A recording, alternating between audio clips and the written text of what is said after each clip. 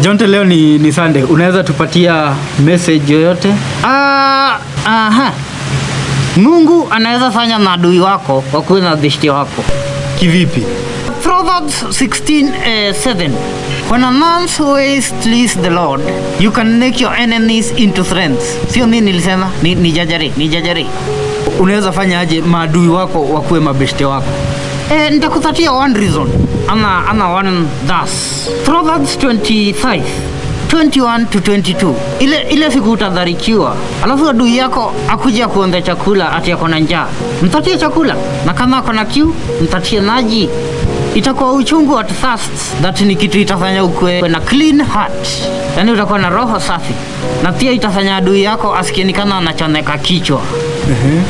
Na hizo ndio adui yako anakuwa beshte yako. Proverbs 25:21-22. If your enemy is hungry, give him food. If he is thirsty, give him water.